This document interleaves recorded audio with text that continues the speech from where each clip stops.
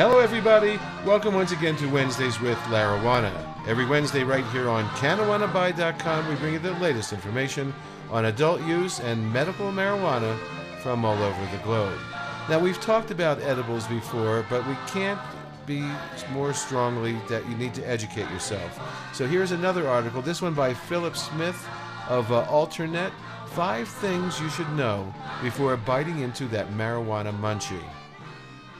In Colorado alone, more than 5 million edible marijuana products were sold and presumably consumed last year.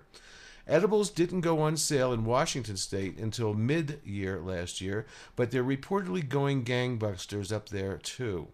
And they make up an increasing share of the market in medical marijuana states, particularly California.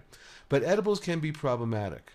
People unfamiliar with them can get way too messed up. Witness Maureen Dowd of the New York Times and her infamous marijuana candy bar episode, or, more tragically, the case of a young college student who leapt to his death after consuming some marijuana edibles.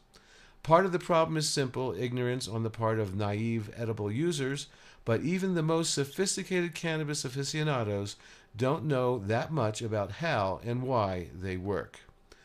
Number 1, eating pot isn't the same as smoking pot. There are a couple of important differences. First, when you smoke pot, the cannabinoids go into your lungs and then directly into your bloodstream, getting that high-inducing THC into your system in a hurry, while if you eat it, it is digested and passed through the liver before entering the bloodstream. That's why you get high right away from smoking pot, but the effects of eating it takes a half an hour or more to come on. People get themselves in trouble by eating some, waiting a while, and then eating more because they don't feel high yet, only to be getting slammed by a double dose after the first one, then the other one kicks in. You have to be very patient. But in addition to the differences in the rapidity of the onset of the high, the method of ingestion can cause changes in the quality of the high. When you smoke pot, the cannabinoids in it are decarboxylized. That means they're turned into smoke when the flame ignites and in the bud. But with edibles, that decarboxylation has taken place long before during the process of extracting the cannabinoids from the raw plant material.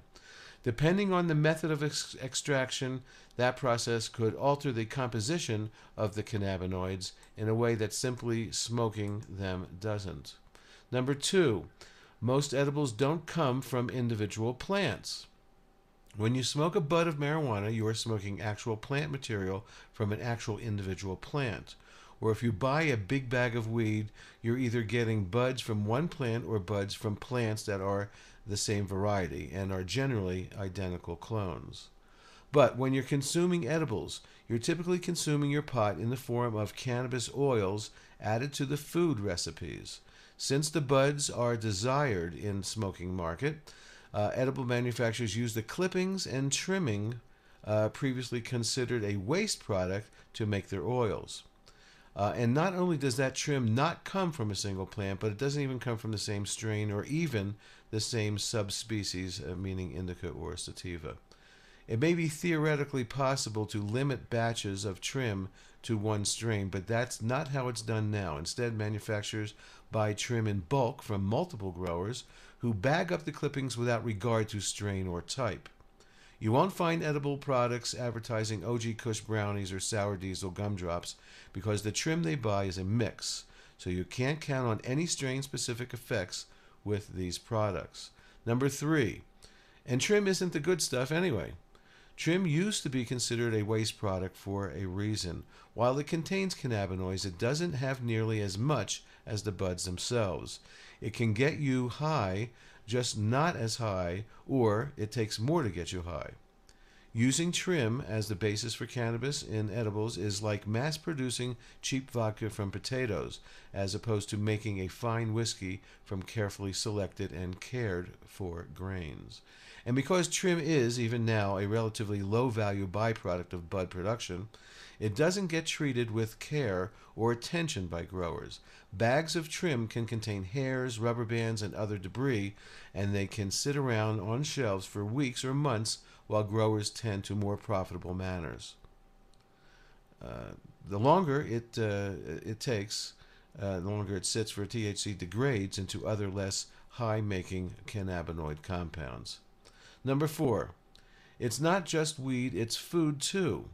Part of the science is understanding how different foods interact with each other, such as synergistic impact of eating olive oil with your tomatoes in helping the body absorb the nutrients.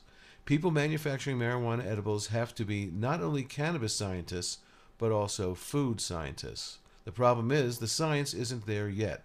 While there's powerful anecdotal evidence that marijuana acts as a catalyst with other herbs, making their effects stronger, real clinical scientific evidence is probably a decade or more down the road.